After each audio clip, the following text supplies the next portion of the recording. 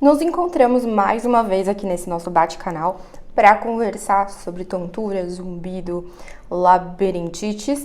E hoje eu vou trazer um vídeo que vocês me pediram muito nos comentários. Aliás, tem algum tema que você quer saber sobre alguma doença, um sintoma ou tratamento?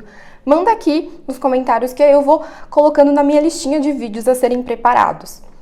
Hoje a gente vai falar de novo da TPPP, mas não tanto da doença, a gente vai falar sobre como funciona o tratamento da TPPP. TPPP, tontura postural perceptual persistente. Vamos pegar esse nome aí e desmembrar ele. Tontura, obviamente, é uma doença que traz o sintoma de tontura. Postural quer dizer que tem a ver com a postura. Por quê? Não sei se você viu o vídeo que eu falei sobre TPPP. Vou deixar aqui embaixo aqui pra você. Vou deixar aqui o link mais fácil, um card aqui pra você clicar nele e assistir depois. Postural vem de a tontura ser pior quando a pessoa está em pé. Quando a pessoa senta num encosto ou quando ela deita, a tontura melhora. Tontura, só para relembrar, o tipo de tontura da TPPP é um tipo difícil de descrever. Tem paciente que fala que é uma sensação de cabeça estranha, esquisita, cheia, que vem com medo de cair. Tem quem fale que é uma instabilidade, uma dificuldade de ficar em pé. Mas é uma tontura que traz assim uma vigilância. A gente fica, o paciente fica muito vigilante do equilíbrio dele, muito preocupado com estar em pé. É uma coisa que a gente não pensa. Se você tá andando, caminhando, você não fica raciocinando, pensando como você tem que andar para ficar equilibrado e não cair. O paciente com TPPP fica tendo essa preocupação. Pensa assim, se você tentar ficar em pé e tirar uma perna do chão e ficar em pé só com uma perna, você fica vigilante, você presta atenção como o seu quadril, o seu joelho, a sua perna, o seu pé tem que ficar para você não cair, não se desequilibrar. É isso que o paciente de TPPP sente, só com os dois pés no chão. Então eu falei do tontura postural perceptual. Perceptual é porque a pessoa percebe, ela percebe aquela sensação, mas quando a gente faz vários testes e exames, aquilo é uma coisa só subjetiva dela. Não tem nenhuma real alteração física no equilíbrio, porque toda essa doença, ela tá na condução nervosa do equilíbrio e não numa coisa bem, digamos, orgânica. Ela tá num funcionamento alterado das vias das conexões nervosas no cérebro e não numa lesão do labirinto, numa lesão do nervo, numa lesão do cérebro. Deu para entender? E persistente quer dizer que, assim, pra gente fazer o diagnóstico da TPPP, a pessoa tem que ter essa tontura por pelo menos 3 meses. E ela costuma ser quase todos os dias, ser diária. Ela vai e volta, tem momentos que ela é mais e menos intensa, que nem eu trouxe no outro vídeo, que ela piora em algumas situações específicas, como ambientes com muita informação visual. Sabe aquele calçadão do Rio de Janeiro que tem um padrão? Ou tapetes que tem um padrão? Costumam ser um gatilho de piora para TPPP.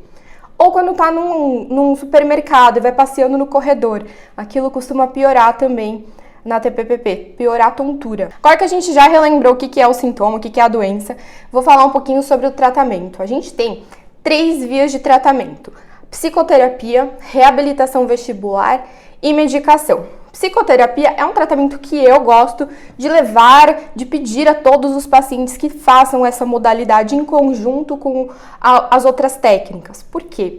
O paciente com TPPP costuma ser um paciente muito ansioso, que tem uma vigilância muito grande não só sobre o equilíbrio dele, mas sobre outras coisas no dia a dia. É uma pessoa que está sempre com a mente lá no futuro, pensando no que pode dar de errado, no que pode acontecer, querendo se preparar para tudo. Isso atrapalha bastante no tratamento da TPPP. A gente precisa melhorar essa ansiedade, a gente precisa tratar, inclusive, se essa pessoa tiver crise de pânico, transtorno de ansiedade generalizada. A gente precisa melhorar isso também, isso ajuda bastante no tratamento. E na psicoterapia, a gente geralmente recomenda terapia cognitivo-comportamental. O paciente trabalha com o psicólogo, toda essa vigilância que ele tem. Vigilância em relação ao equilíbrio, mas vigilância em relação a pensamentos, a medos. E aí o psicólogo vai ajudando a expor devagarzinho o paciente a situações de forma segura que ele comece a ir criando confiança nele mesmo, confiança no equilíbrio, confiança nele em outras situações da vida. Medicação. O que a gente usa de medicação? A gente normalmente usa inibidores de recaptação da serotonina, que são popularmente conhecidos como antidepressivos, mas não é porque a pessoa está deprimida, né? Essa medicação a gente pega emprestado da psiquiatria, porque a gente sabe com estudos que teve uma evidência de que ajuda, e aí a gente vai escolher a medicação de acordo com o subtipo, assim, de acordo com as características do paciente. Se é um paciente que tem dor no pescoço, a gente pode usar uma. Se é um paciente que tem enxaqueca junto, a gente pode pensar em outra. Em geral, o principal medicamento que a gente usa, que é o que na verdade tem o maior estudo aí mostrando, é a sertralina. Então ele é um dos medicamentos que a gente utiliza para tratar a TPPP. Por quanto tempo? Varia de pessoa para pessoa, mas a gente quer que a pessoa fique pelo menos 6 meses sem sintomas antes de pensar em suspender.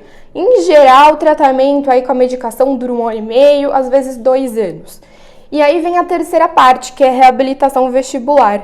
Reabilitação vestibular. Reabilitação vestibular é um nome complicado, né? Vestibular, você já pensa em prova de vestibular, de faculdade, mas não é isso não. Vestibular, na verdade, pra gente, envolve as regiões do cérebro que estão associadas ao equilíbrio, que coordenam o equilíbrio. Pensa assim, não é só o seu labirinto que importa pro seu equilíbrio.